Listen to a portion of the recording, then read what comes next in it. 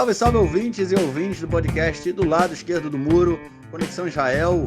Estamos de volta, é isso aí, estamos de volta mais uma semana ou mais um mês. Eu, Marcos Gorenstein e João Miragaia. Vou começar então pedindo uma desculpa rápida, a gente tirou essas férias aí, né? A gente comentou no último episódio lá, que seria o período entre as festas, né? Rosh Hashanah, Yom Kippur e depois Sukkot, e a gente veria como teria feito a gravação. Tiramos férias, eu viajei, João viajou, eu já voltei, João ainda não. Mas ele me encheu o saco para eu colocar um áudio que ele me mandou pedindo, informando a vocês, ouvintes, que o nosso podcast faria uma pausa. Só que, enfim, por questões aí de tumulto, não consegui colocar. Então fica aí o meu pedido de desculpa. O João, sim, pediu para que eu colocasse, mas não foi pro ar. Mas tudo bem, estamos voltando agora no episódio super especial que a gente vai dar conta aí de tratar de tudo que aconteceu nesse mês, como a gente falou lá no último episódio, né? Por ser um período entre festas, né? Pouca coisa acontece, as movimentações são bem mais caladas, né? Porque as pessoas estão preocupadas com outras coisas, mas sempre tem coisa acontecendo. Vamos então aí passar para o nosso primeiro bloco para tratarmos de questões relacionadas à política externa nesse último período.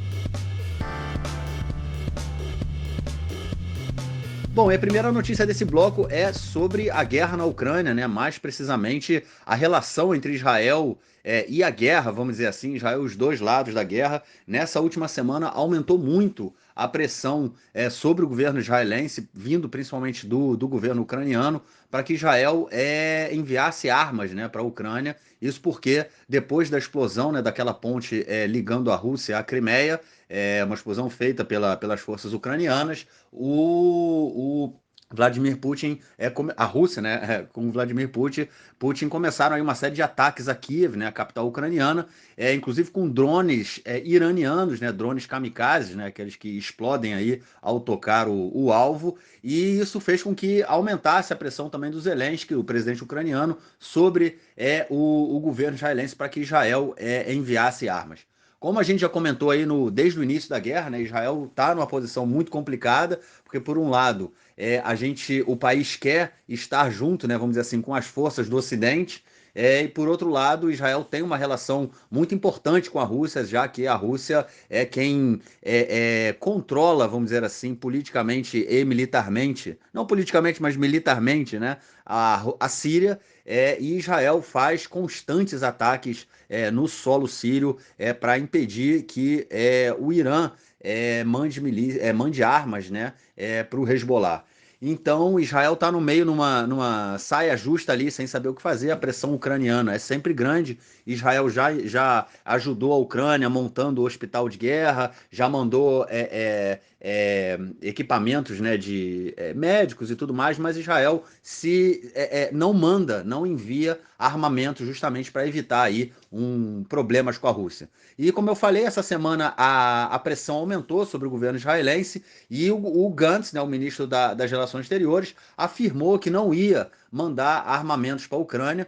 Isso também porque depois que começaram aí alguns rumores que iria acontecer uma negociação, o presidente russo, o ex-presidente russo, né, mas o ministro do exterior russo, Medvedev, ele falou que caso Israel mandasse armas para a Ucrânia, isso destruiria a relação dos dois países, o que poderia aí deixar Israel numa situação muito complicada aqui no Oriente Médio. E isso fez também, inclusive, né, com que o Netanyahu apoiasse numa questão aí um tanto quanto surpresa, né, surpreendente, apoiasse a decisão do governo. Ele em uma entrevista falou que achava correta essa precaução do governo em não vender armas para a Ucrânia nesse momento. Obviamente o Netanyahu já está aí pensando, né, nos resultados, nos possíveis resultados, né,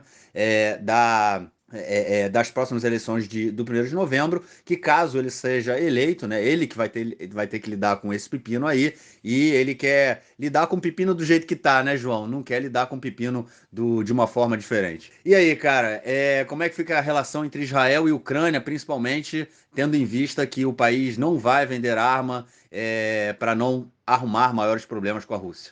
Fala Marquinhos, fala aí pessoal, que saudade, quanto tempo, um prazer estar de volta aí. Enfim, pois é, essa questão que você levantou é interessante demais também o Netanyahu ter aberto a boca, porque o mais conveniente para ele foi ter ficado quieto, mas parece que ele provavelmente foi pressionado, né, para dar uma declaração pelo Putin, por alguns aliados russos, provavelmente. A pressão ela é grande dos dois lados. A pressão é grande por lado dos Estados Unidos, que quer que Israel se envolva mais nessa questão, né, e apoie a Ucrânia de alguma maneira, principalmente cedendo o Kippat Barzel, né, que é o domo de ferro, que é o sistema anti-foguetes, antimísseis, que é bastante eficiente, né, que é uma tecnologia israelense da fábrica de armamentos Rafael, né, e que, enfim, que evita com que a gente aqui sofra com os foguetes do Hamas, da Jihad Islâmica, né, até do Hezbollah.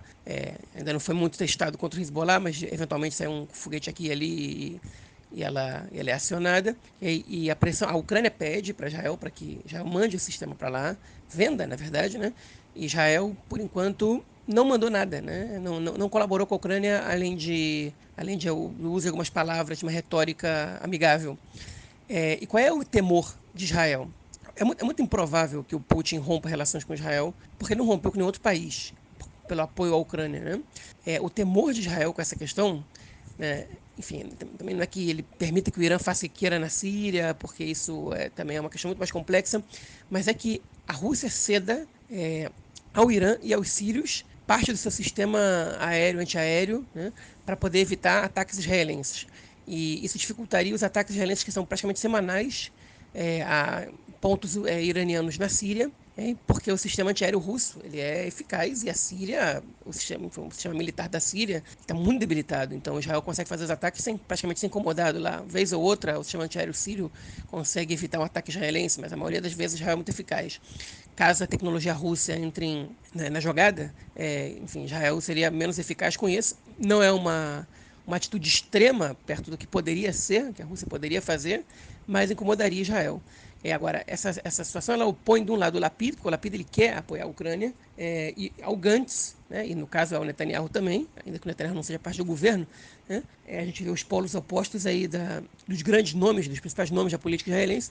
O Lapid quer entrar na jogada apoiando a Ucrânia e se aliando mais ao mundo ocidental, né, aos Estados Unidos, à Europa Ocidental, à União Europeia, etc., e à OTAN, no caso. E o Gantz e o Netanyahu eles preferem uma situação de neutralidade, que no final das contas é uma posição pró-russa, né? A neutralidade ela é favorável à Rússia nesse caso. Enfim, por questões estratégicas, obviamente, não é exatamente nenhuma aliança ideológica com o Putin, mas por questões estratégicas. E realmente, Israel está numa situação dentro da geopolítica do Oriente Médio muito, muito, muito complexa, porque não pode simplesmente tomar uma atitude sem considerar consequências graves consequências para os dois lados. Israel não depende do gás da Rússia, por um lado. Por outro lado, depende da força da Rússia, principalmente na Síria, mas em outros localizações do Oriente Médio também. Enfim, vamos esperar para ver o que vai acontecer. É isso. E a nossa próxima notícia do bloco é sobre o acordo que está sendo assinado e vai ser assinado, a expectativa é que ele seja assinado até agora, o final dessa semana, até quinta-feira, é o acordo entre Israel e Líbano, né? O governo israelense e o governo libanês chegaram aí aos termos finais, praticamente, do acordo que vai definir a fronteira marítima entre os dois estados. A gente já comentou isso em episódios passados, né? Israel descobriu 2 campos de gás na região ali da fronteira, no norte do país, né? 2 campos grandes, um que chama Karish, né? Tubarão, a tradução, que fica mais ao sul, e um outro campo que me fugiu o nome agora, mas tudo bem, e é um campo bem maior que fica mais ao norte. No momento que Israel descobre isso, começa uma disputa ali, né? Porque o Líbano, obviamente, também cresce o olho, gás todo mundo quer, ainda mais nesses períodos aí de guerra entre Rússia e Ucrânia. E, enfim, Israel já está para começar a exploração, falou que ia começar a exploração agora, no mês de novembro, já está tudo pronto, já tem inclusive uma plataforma, um navio plataforma israelense em cima do campo de Karish, com os preparativos aí quase prontos, né? Tudo certo para começar a exploração, extração e exploração do gás no dia 1º de novembro. Lembrando, né, que quando Israel anunciou isso também como uma forma de pressionar o Líbano para resolver logo essa questão, o Hezbollah chegou a mandar 3 drones, né, em direção à plataforma de Karish. Os drones foram derrubados pelo exército israelense, né, pelas forças israelenses. Não eram drones armados, né, foi só tipo uma ameaça dizendo, ó, meu amigo, não comece a extrair gás antes que haja um acordo. porque senão não vai dar certo, e isso realmente foi o que aconteceu. Muita gente achava que o acordo não ia ser assinado, muito em função também do Hezbollah, só que, e do caos, né, que o Líbano passa hoje. A gente tem, ó, como sempre, né, como a instabilidade na política libanesa é uma constante, né? E, enfim, o governo, o país passa por uma crise econômica muito grande, e esse acordo com Israel também era importante para ajudar economicamente o país. O acordo foram chegados aos termos finais do acordo, foi traçada aí uma fronteira, né, marítima. E o campo de Caris, que é esse campo mais ao sul que eu falei, ele fica praticamente todo sob controle israelense, e o outro campo ele vai ficar praticamente todo sob controle libanês. Nessa última semana agora, o Líbano resolveu colocar 2 pontos extras aí no acordo. Israel falou que não negociaria isso. Enfim, quem está mediando é os Estados Unidos, né? O acordo. Israel informou aos Estados Unidos que nem discutiria o que esses 2 outros pontos aí que o Líbano estava colocando, alegando inclusive que isso era uma forma de querer tumultuar ali o meio de campo. A questão é isso, né, João?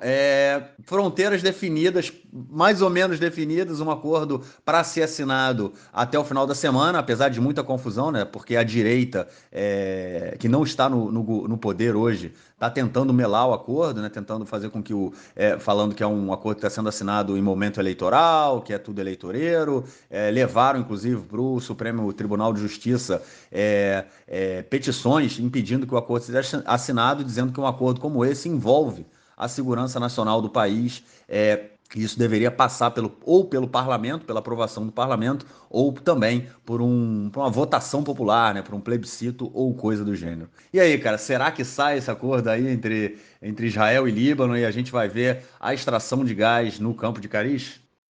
Pois é, essa semana Israel assinou um acordo que julgou ser histórico, segundo as palavras do primeiro-ministro Yair Lapid, um acordo marítimo de delimitação de fronteiras com o Líbano.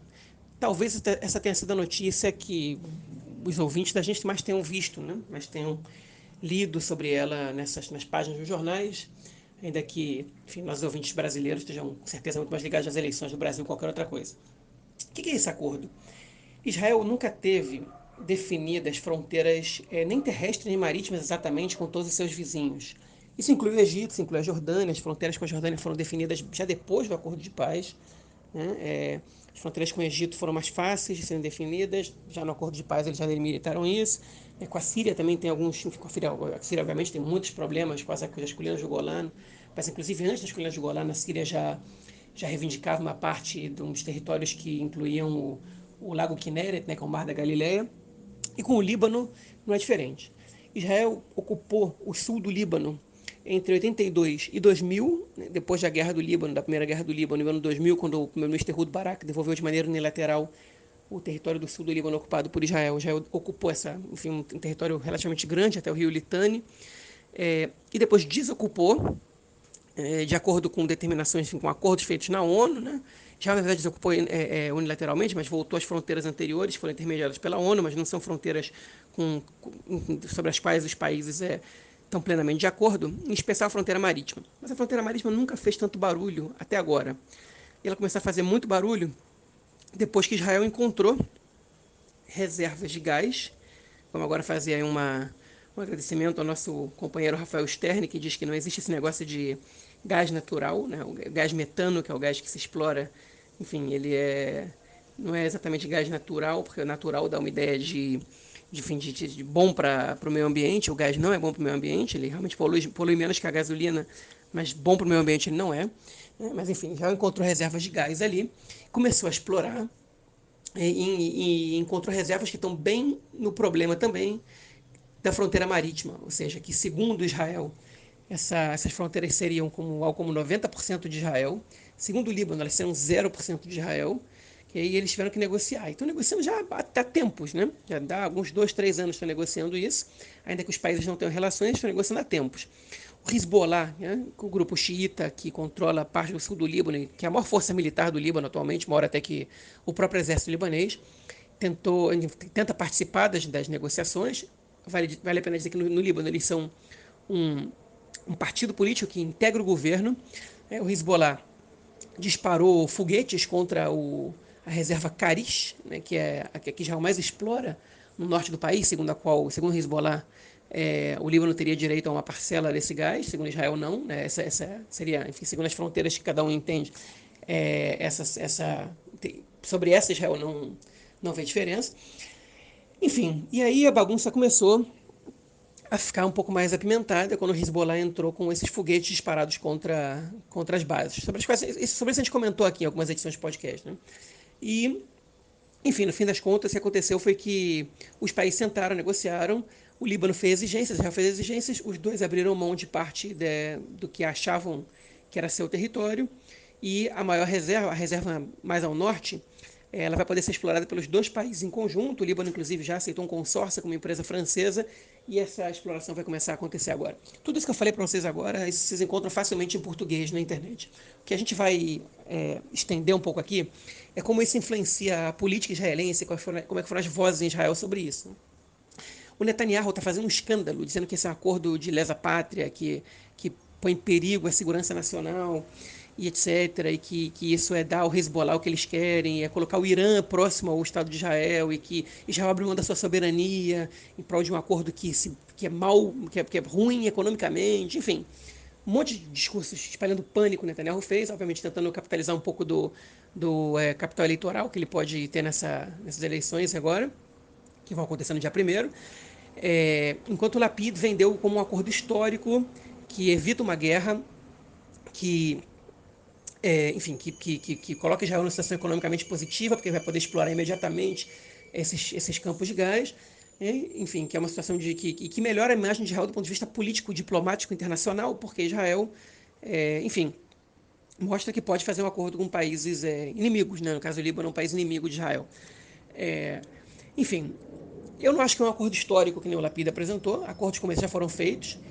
Histórico no sentido de que não é uma coisa que vai ser estudado nas escolas israelenses, nem que vai ganhar grande destaque no futuro, mas é um acordo importante que Israel fez, justamente pelas razões que o Lapid apresentou. Ele realmente evita uma guerra em potencial, porque a situação estava em um momento de escalada, e se Israel desse para trás no último minuto, que nem quase aconteceu, podia acontecer um conflito com o Hezbollah, que a gente sabe como começa e não sabe como termina, e com certeza seria muito pior do que todas as guerras que a gente teve com o Hamas juntas, né?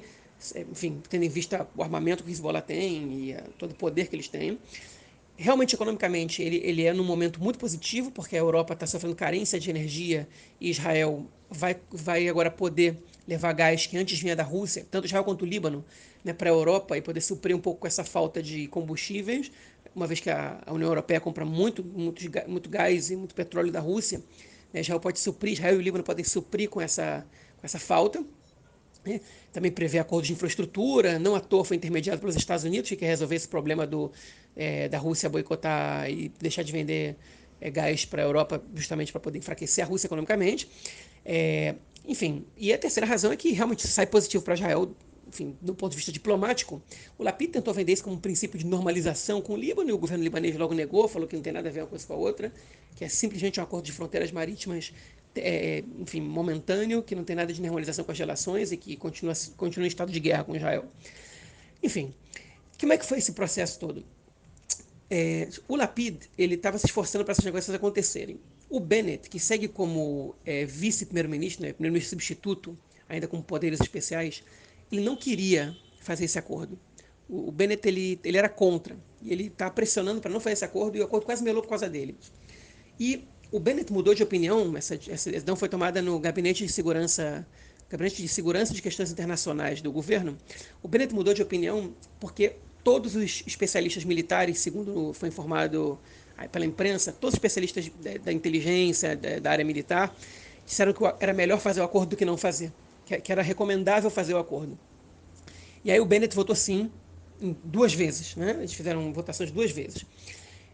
Todos os deputados da direita, os ministros da direita também votaram a favor. O Gideon Sa'ar, enfim, o Zeev Elkin, todos votaram a favor. Só quem votou contra foi a Ayelet Shaked e o Yoaz Hendel se absteve. O Yoaz Hendel, ministro das Comunicações, que agora vai se retirar de maneira um pouco forçada da política. A Ayelet Shaked, ela não só se opôs, como ela forçou a barra para levar a discussão, para levar o debate para a Knesset. Porque ela sabia que o Likud estava se opondo, ao Likud interessa um fracasso do governo nessas negociações, e ela está acenando para os eleitores da direita e para um futuro governo Netanyahu. Então ela forçou um pouco a barra para a discussão e para a Knesset. O Netanyahu também está fazendo isso, tendo em vista que a Knesset podia vetar esse acordo, e no final das contas a decisão foi tomada no gabinete. O Likud entrou com um processo na Suprema Corte para que a Knesset aprovasse o acordo, e a presidente da Suprema Corte, Esther Hayut, disse que o gabinete tem jurisprudência para tomar um acordo desse, para tomar uma decisão sobre um acordo desse sem que a Knesset o aprove. E, efetivamente, o Netanyahu tomou decisões semelhantes a essa quando era primeiro-ministro, sem levar as discussões à Knesset, né? Em geral, os primeiros-ministros já levam essas discussões à Knesset quando eles sabem que vão ganhar. Qual é o precedente que os primeiros ministros têm? Já está em estado de guerra, e qualquer decisão enfim, que ameaça a segurança nacional, ela pode ser tomada pelo governo sem que a discussão seja levada ao parlamento. Depois, o governo pode ser denunciado e julgado caso essa decisão seja vista como... Enfim, haja suspeita de que essa decisão ela não seguia uma determinação de segurança nacional e que o governo, enfim, abusou de poder para isso. O problema é que essa adesão sobre as fronteiras com o Líbano, nunca ninguém vai conseguir provar que ela não afetava a segurança nacional. Então, o Yair Lapid ele pode tomar essa decisão no gabinete, e ele disse, eu não tomo essa decisão, não levo essa decisão para a Knesset, porque a Knesset não está em uma situação de maturidade para decidir sobre isso, sem que isso seja envolvido política nesse debate. Enfim, para a democracia é ruim que ele não leve essa discussão para a Knesset, obviamente, mas, por outro lado, em ambiente eleitoral, com a Knesset dissolvida, né, é óbvio que o Lapid tinha que ter feito isso, não cabe discussão sobre isso. Enfim, papo muito interessante, e não sei se vamos ter novos capítulos dessa história a médio e longo prazo, porque a longo prazo provavelmente, mas a médio prazo a gente não deve ter, porque, enfim, caso encerrado praticamente, agora o que a gente vislumbra é um período de tranquilidade. Bom, e a nossa próxima notícia do bloco é sobre vamos dizer assim, o conflito palestino-israelense, né? A violência que continua acontecendo na Cisjordânia em função da constante, cada vez maior opressão israelense sobre o povo palestino. A gente viu nos últimos meses aí o aumento, né, dessa violência, inclusive principalmente na região norte do país, na região de Jenin, na região de Nablus. Muita confusão, muitas mortes.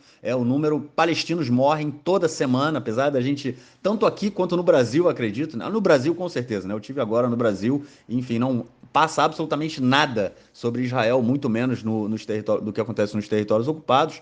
E, enfim, toda semana morrem palestinos nos territórios ocupados, todos os dias acontecem diversos, né? Eu posso até chegar a dizer dezenas, mas eu não vou dizer, de atentados cometidos por colonos judeus contra cidadãos palestinos, queimam propriedades, destroem árvores, batem, espancam, tudo isso sob os olhos e o total, como é que chama isso?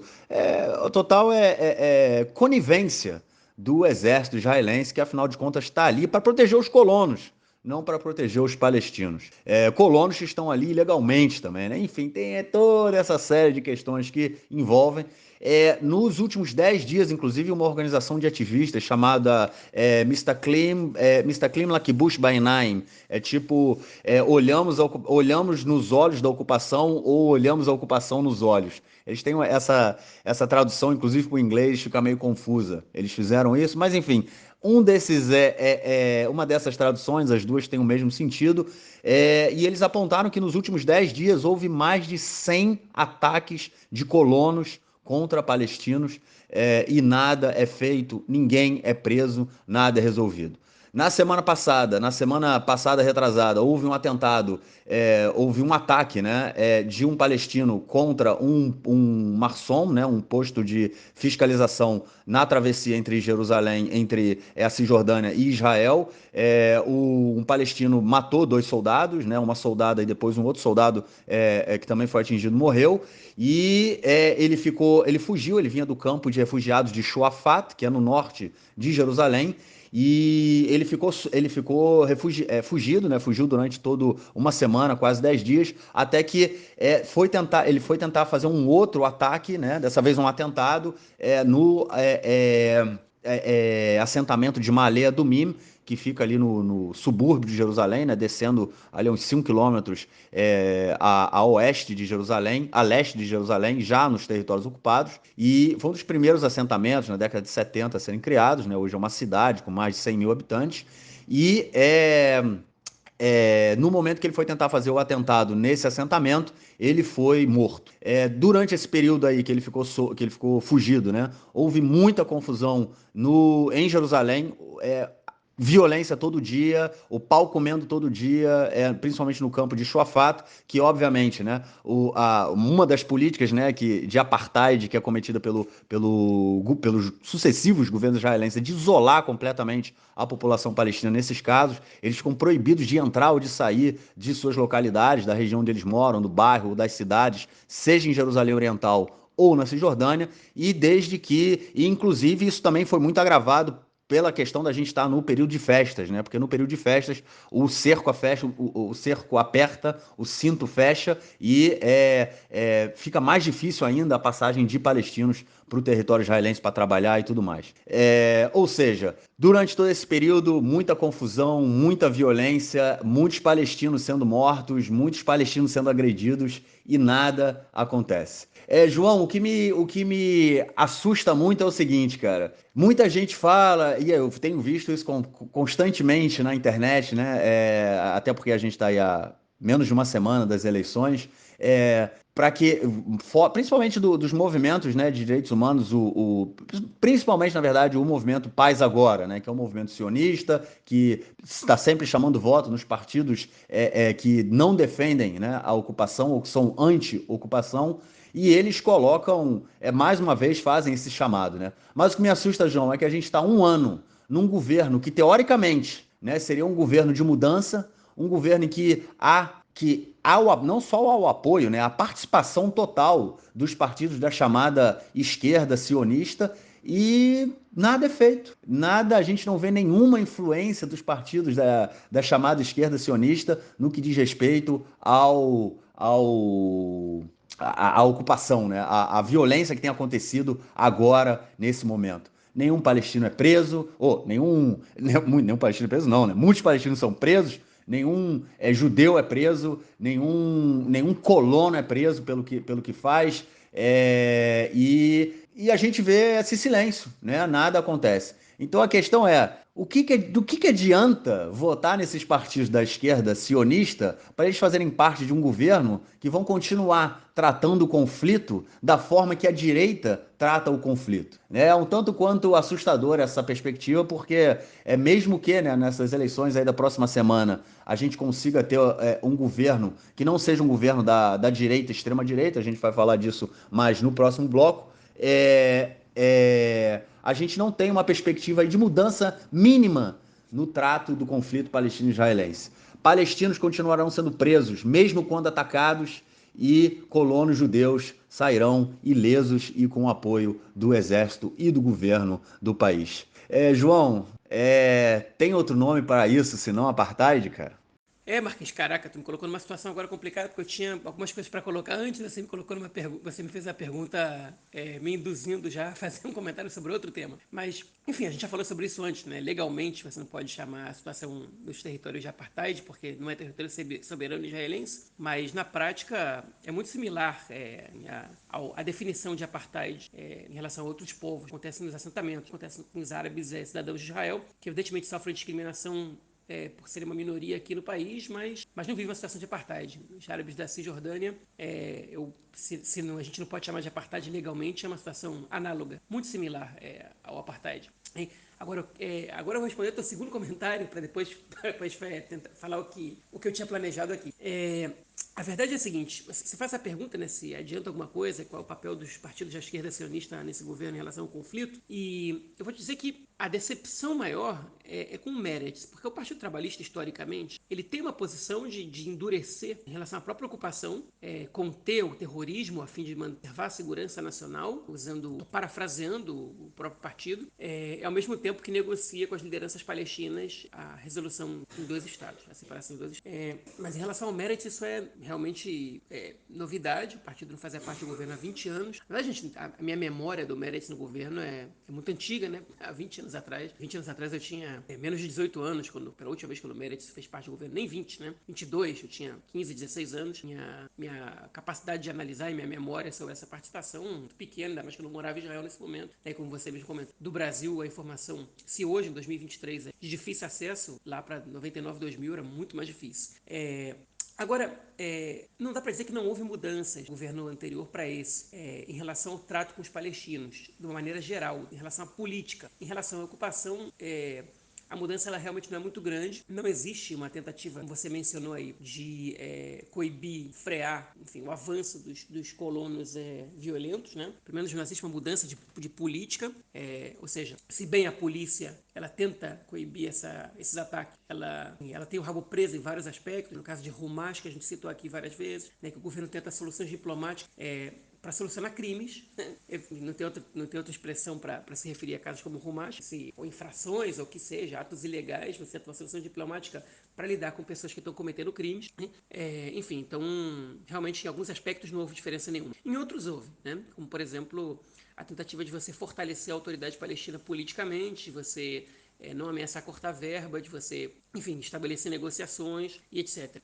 Agora, o que está acontecendo, a gente tem falado isso ao longo do ano inteiro, é que é uma escalada que ela está se mantendo estável, ou seja, o momento de tensão frequente, em especial nas cidades de Nablus e de Jenin, mas não só. Eventualmente tem confronto em Belém, eventualmente confronto em outras localidades, né? Mas Nablus e Jenin estão pegando fogo, especialmente Nablus. Enfim, e a gente está... Essa escalada a qualquer momento pode se transformar em outra coisa. E a gente vê outros novos fenômenos. Por exemplo, a gente tem um novo grupo terrorista, terrorista barra milícia, barra guerrilha, barra ativismo armado, como o ouvinte quiser chamar. Né?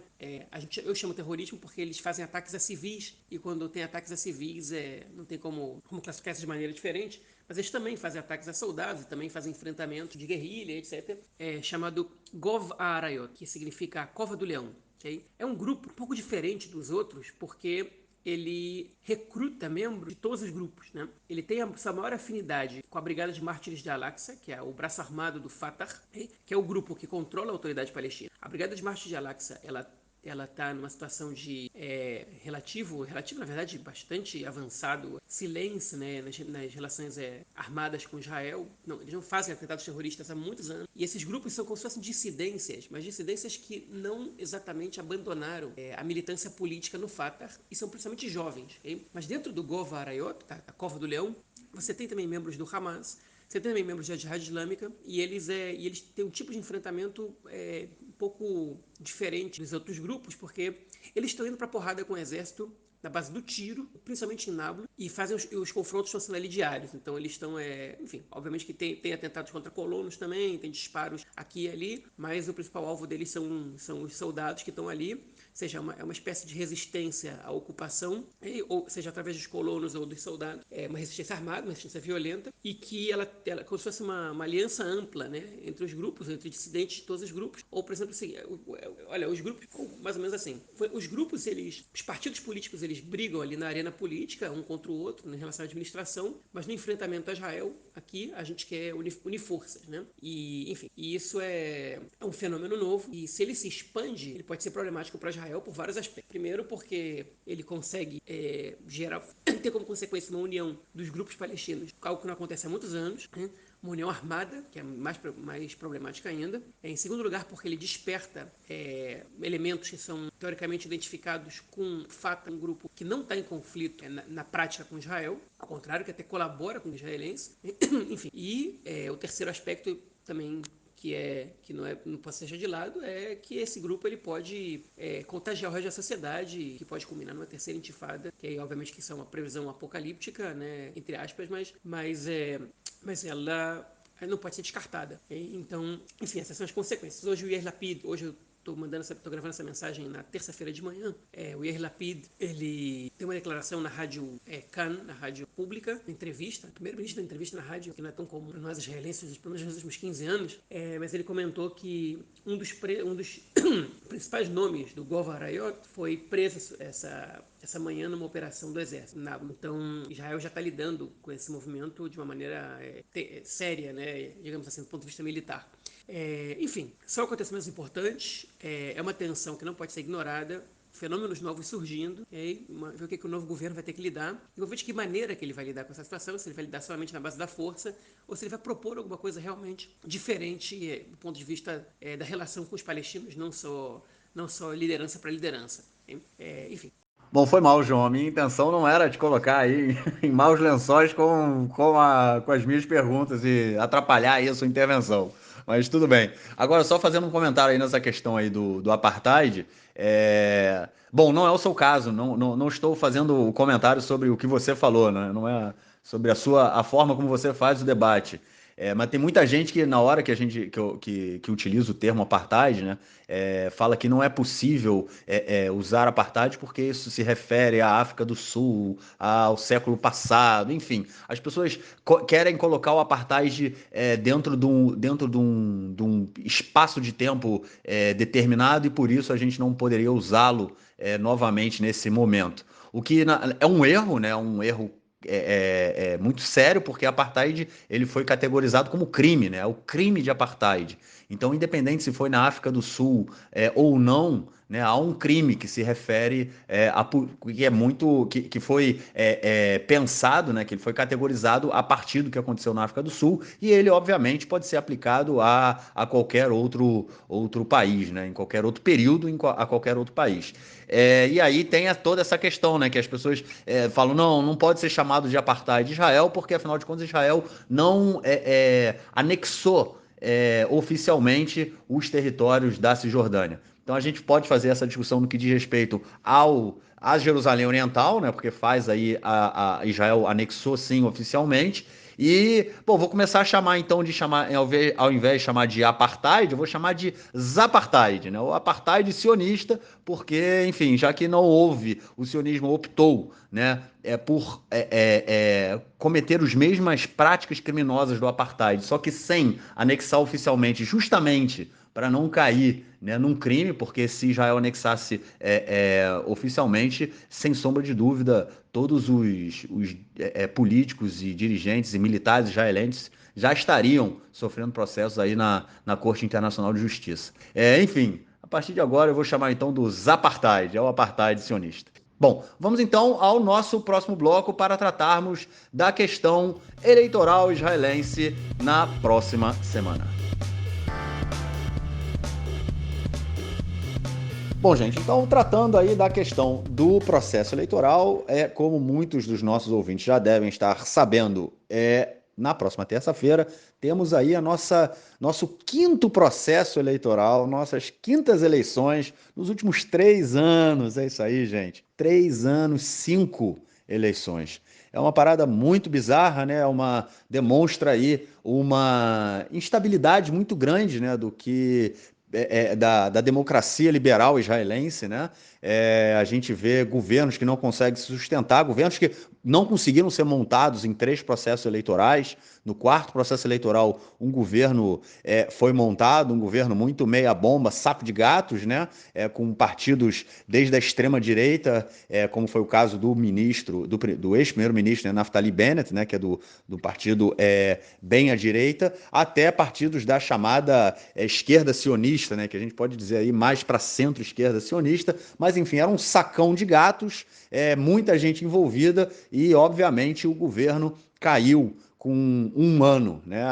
Muitos analistas davam um período muito menor. Nós também chegamos a fazer algumas apostas aí, né? 6 meses, alguma coisa. Mas, enfim, 1 ano, o governo caiu e agora a gente vai para o próximo processo eleitoral em 3 anos. Um tanto quanto complicado, o quadro político eleitoral não mudou muito, né? A gente, desde há 3 anos, a discussão é basicamente ou Bibi ou não Bibi.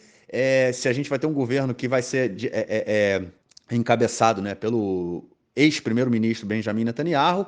Desde então, nesses últimos processos eleitorais, esse foi aí o principal centro da discussão, e agora não é diferente. Há alguns agravantes, principalmente porque a extrema-direita carranista, fascista, coloca a cada dia que passa mais ainda as asinhas para fora, e isso tem sido uma preocupação muito grande, né, dentro aqui, pelo menos para os setores liberais e para a esquerda dentro do país. É isso aí, João. O que a gente tem para acrescentar desse processo eleitoral aí na semana que vem, cara? Olha, é impressionante como Israel, atualmente, nem parece que está tendo eleições, né? Só para que o nosso ouvinte tenha uma referência, nesse período entre 2018 e 2022, o Brasil teve uma vez eleições, né? Em 2020, eleições para a prefeitura.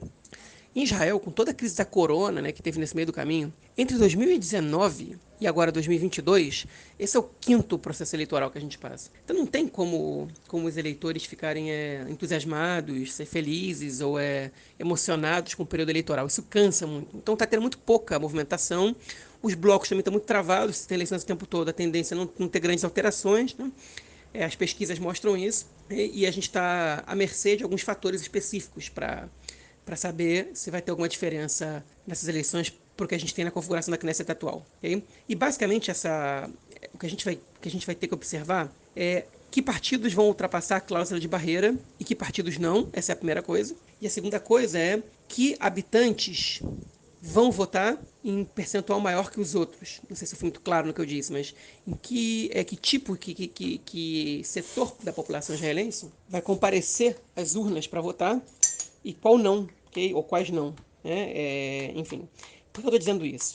A primeira parte é a seguinte, né? Eu vou começar respondendo a segunda questão. A votação entre o público árabe, okay? Segundo as pesquisas, ela vai ficar abaixo dos 40%, que é um recorde negativo histórico nos últimos 30 anos. Né? Abaixo dos 40%. Isso vai fazer com que os partidos árabes, que são muito importantes para criar o bloco de obstrução ao Netanyahu, eles estão bancadas muito inexpressivas e oferece perigo até para que alguns deles não ultrapassem a cláusula de barreira. O Balad, né, provavelmente não vai ultrapassar a cláusula de barreira, provavelmente não, quase certo que não vai ultrapassar. A gente sobra basicamente só o Ram e o Hadashtal, que hoje, juntos, os partidos árabes têm 10 cadeiras na Knesset e eles podem terminar com 8, até com 4 ou 5, né? O que, se terminarem com 5, com 4 ou 5, certamente o Netanyahu vai conseguir formar o governo. E os partidos sionistas, eles não têm tido muito sucesso em cooptar os eleitores árabes. O Likud parece, segundo as pesquisas, vai ser o partido judaico com mais votos entre o setor árabe. E isso pode significar, enfim, também um pouco mais para o Likud, um mandato e meio, que pode também fazer diferença lá na frente. Mas, basicamente, vai fazer mais diferença em relação ao fato dos partidos árabes ultrapassarem a cláusula de barreira ou não. E tem outros partidos que estão ali flertando com a cláusula de barreira e são todos eles do bloco anti-Netanyahu, que são o Meretz, que na verdade se estabilizou com 5 cadeiras segundo as pesquisas, o que o afasta um pouco da cláusula de barreira. O Israel Beiteinu, Israel Nossa Casa, partido do Lieberman, que está flertando ali com 4, 5 cadeiras nas pesquisas, às vezes aparece com 6. E o Partido Trabalhista, que tem aparecido mais com 4 que com 5. E que pode ser que também flerte ali bastante com a cláusula de barreira e eles vão ter que mudar o discurso, porque a campanha que eles estão fazendo não é uma campanha para ultrapassar a cláusula de barreira. E isso, bom, enfim, os eleitores desses partidos, principalmente do Meretz, do Partido Trabalhista, eles têm ido votar nas últimas eleições, mais do que acima da média, né? Eles têm noção do que pode acontecer com o país caso eles percam as eleições, e eles têm ido votar. Pode aumentar o percentual de votantes? Pode aumentar. Mas tem uma população, eu chego no segundo ponto, que não tem ido votar muito,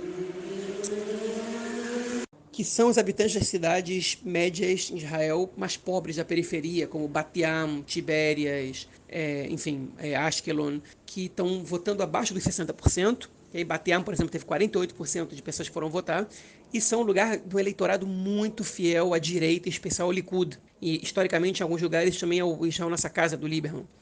E essas pessoas não estão indo votar tanto. O Netanyahu diz que ele tem 6 cadeiras que dá para disputar votos nessas cidades, e é verdade, ele pode conseguir 6 cadeiras a mais.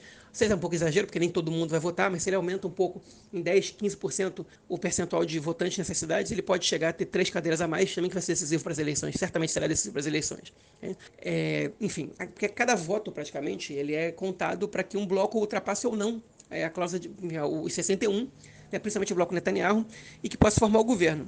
Netanyahu também decidiu como estratégia de campanha, agora na reta final, detonar a Ayelet Shaked, o partido, a Casa Judaica, e fazer com que eles não passem a cláusula de barreira. Ele decidiu que ele não vai ajudar ela a subir, porque é o partido que não tem aparecido ultrapassando a cláusula de barreira. Algumas pesquisas aparecem próximo, com 2,8%, 3%, ainda um pouco longe dos 3,25%, não tão longe. E ele decidiu que ele vai trabalhar para ganhar esses votos. Ou seja, para que eles tenham o mínimo possível de votos. É uma estratégia. Se é correto ou não, a gente não sabe. Se é correto ou não, a gente não sabe. Perdão, meu filho entrou aí no meio, a gente está de férias, aí não tem muito como controlar a participação externa aqui na gravação. Mas, enfim. Então, é uma decisão dele. Se vai ser equivocado ou não, a gente vai ver no futuro, né? Porque se ela morrer com 2% dos votos e o Netanyahu não conseguir 61, vai se mostrar equivocada. Mas se ele conseguir 61, ou se ela terminar com 0,5% dos votos, 0,8%, ela vai se mostrar, enfim, efetiva, porque ele vai conseguir ter somado ao partido dele esses votos que, enfim, que são bastante relevantes. Né? Enfim, em relação aos partidos ultra-ortodoxos, isso faz muito pouca diferença. Eu acho que vai haver uma desidratação não muito grande, mas alguma desidratação do partido sionismo religioso. Alguns eleitores vão correr para o Likud no final das contas.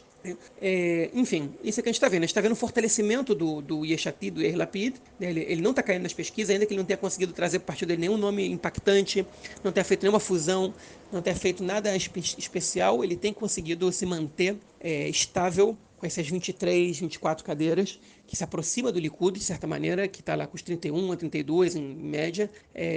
Enfim, que ele está mostrando ali uma resistência. E o Gantz, que fez tudo para se potencializar como candidato a primeiro-ministro, também se estabilizou ali nas 12 e 13.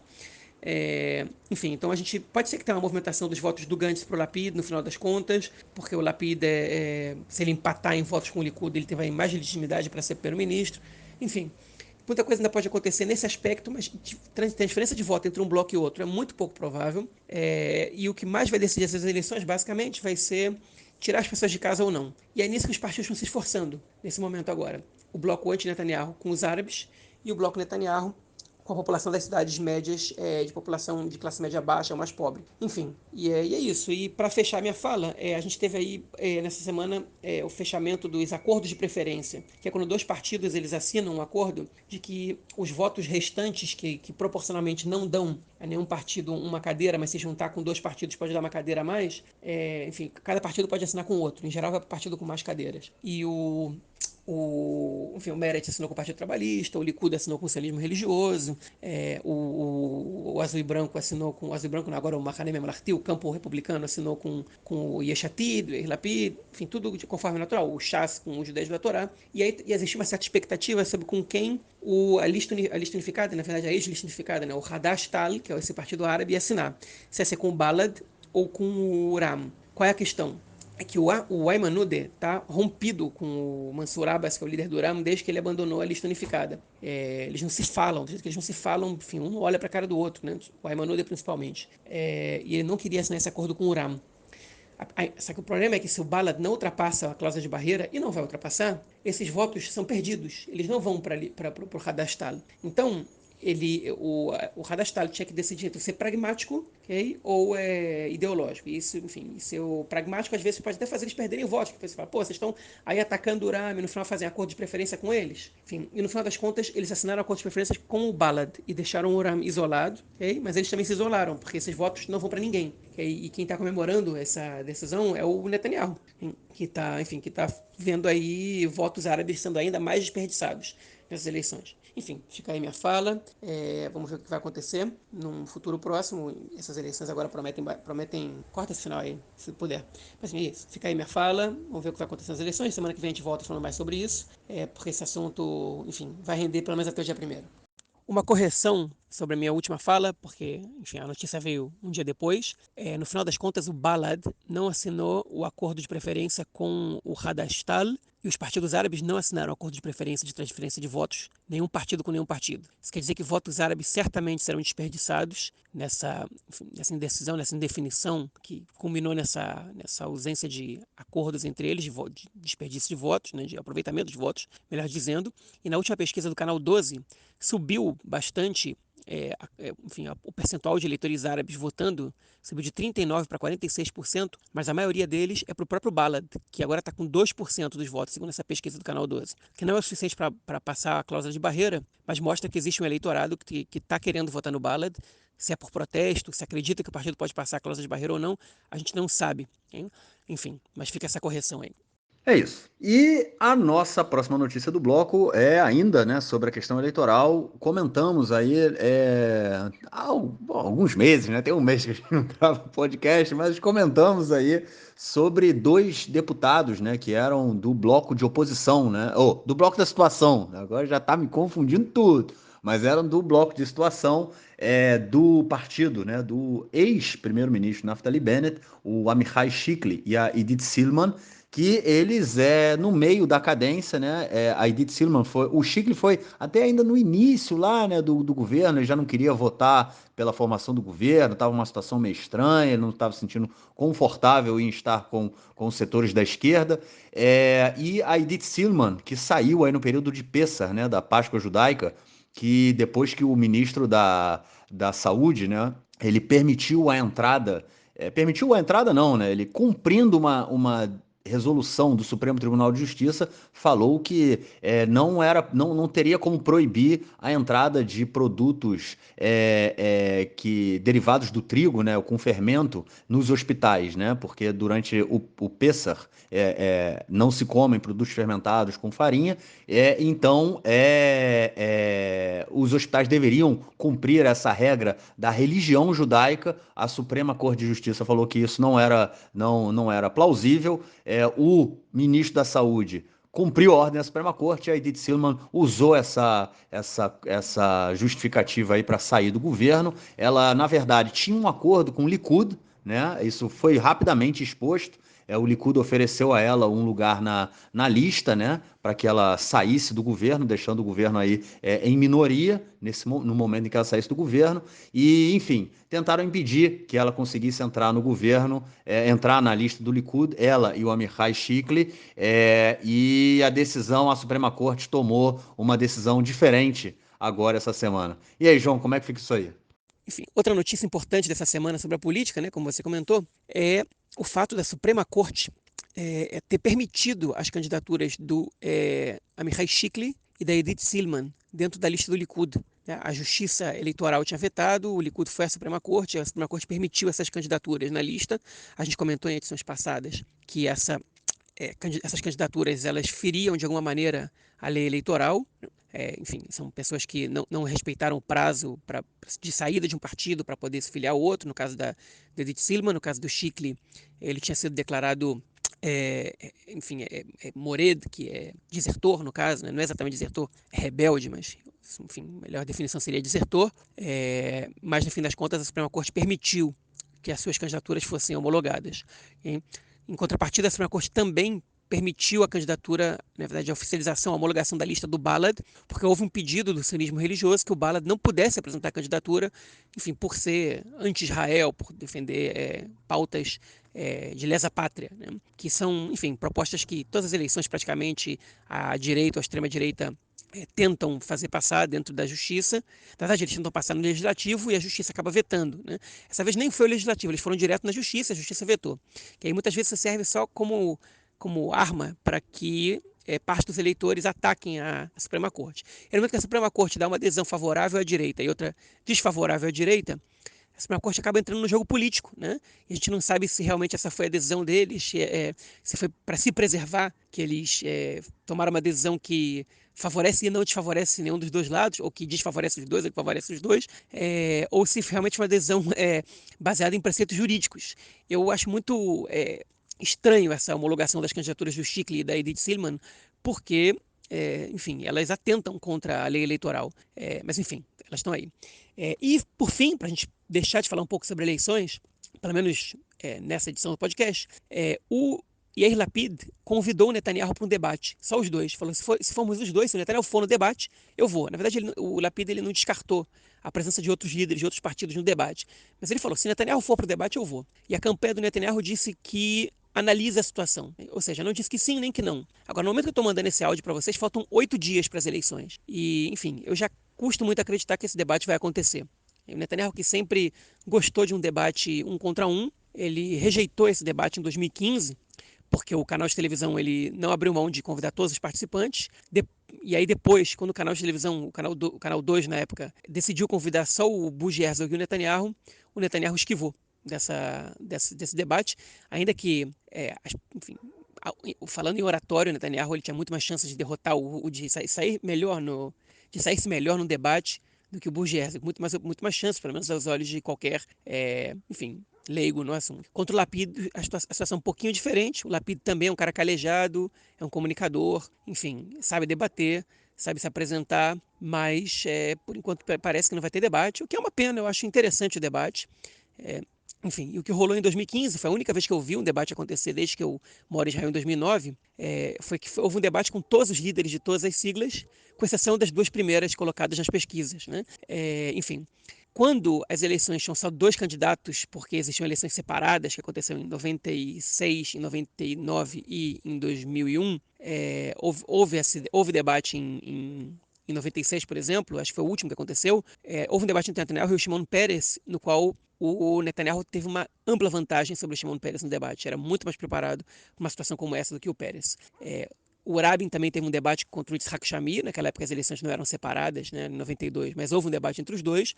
Mas o debate não é uma coisa tão comum na sociedade israelense como é, por exemplo, no Brasil, nos Estados Unidos e em outros países do mundo. Na França também é muito comum. Enfim, é parte do processo eleitoral. Seria interessante ver um debate aqui, um debate organizado, um debate com apresentação de ideias, mas o sistema parlamentarista também é um pouco mais complicado para enfim, para esse tipo de dinâmica de apresentação de propostas e de confrontação de posições, etc. Enfim, tomara que tenha, mas se não tiver, a gente está acostumado já. Bom, é isso. Vamos então ao nosso próximo bloco para ouvirmos o comentário do camarada Nelsinho Bordi, Eu Esporte. Diz aí, Nelsinho.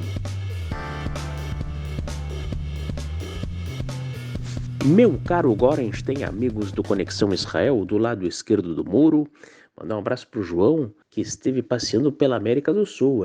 Brasil, Argentina, o João dando aquela recorrida com a família. E o meu caro Gorenstein também esteve no Rio de Janeiro, na gloriosa Tijuca, na República Independente da Tijuca. O nosso Gorenstein que esteve também no Maracanã em 2 oportunidades. Maccabi Haifa na Copa dos Campeões da Europa, na Liga dos Campeões da Europa, Maccabi Haifa fazendo bonito dentro das circunstâncias.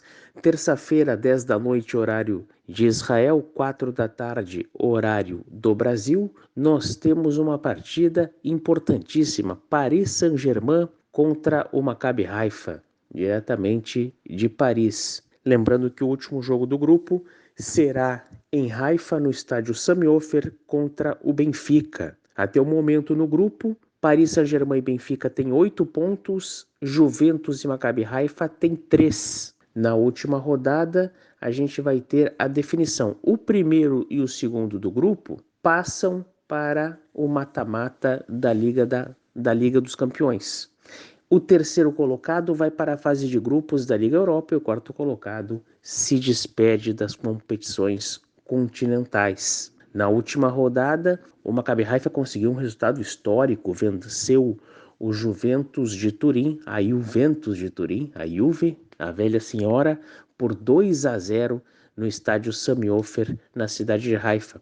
O Maccabi Haifa que tem, por enquanto, 3 pontos, perdeu para a Juventus fora de casa, perdeu para o Benfica fora de casa, perdeu para o Paris Saint-Germain em casa, mas ganhou da Juventus em casa. Então falta o jogo agora de terça-feira contra o Paris Saint-Germain fora de casa e fechando em casa contra o Benfica. O adversário a ser secado, na realidade, acaba sendo a Juventus, né? A disputa pela terceira vaga, né? Muito difícil que consiga tomar uma vaga ou do Paris Saint-Germain ou do próprio Benfica. Mas vamos ver, o time pode chegar a 9 pontos? Pode, teria que ganhar do Paris fora, o que é muito difícil, mas de repente em casa com o Benfica, se conseguir um empate fora em Paris já é um lucro enorme.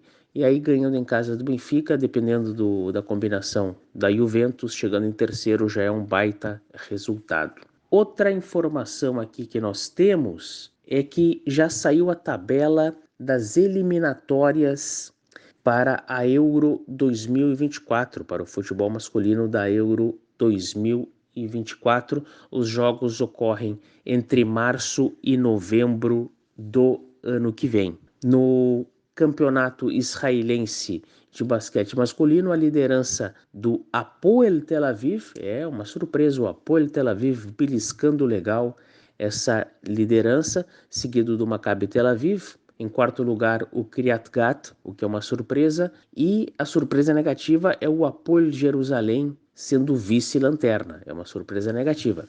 No futebol masculino, na liga principal do futebol masculino aqui em Israel, a surpresa positiva é o Hapoel Jerusalém. Se está mal no basquete, está muito bem no futebol, brigando nas primeiras colocações. É isso aí, um grande abraço. Valeu, mestre, brigadão pelo seu comentário e te esperamos na semana que vem. João, algo mais a declarar ou a gente fica por aqui, cara? Nada mais a acrescentar, só lembrando ao ouvinte que no dia das eleições estaremos presentes, vamos divulgar nas redes sociais nos próximos dias o horário da nossa live para comentar o Midgam, que é a espécie de pesquisa boca de urna que sai imediatamente após o encerramento das votações. Convido o ouvinte a comparecer na nossa live, provavelmente exibida no YouTube ou no Facebook, a gente ainda não fechou isso, mas nos próximos 2 dias já vamos estar fechando e provavelmente você vai receber esse podcast já com essa informação. Um abraço e até mais. Bom, é isso, gente. Então, nos vemos aí, nos ouviremos, né? Vocês nos ouvirão ainda em mais um episódio, além desse, mais um episódio antes da nossa live na semana que vem. Hoje ou até o final da semana, a divulgação da live vai estar sendo feita aí. E, enfim, vocês vão estar cientes de quando e aonde vai acontecer. E aí nos veremos, enfim. Bom, gente, é isso. Então, aguardem, fiquem em contato com a gente para saber como nos encontrar. Um grande abraço e até mais. Tchau, tchau.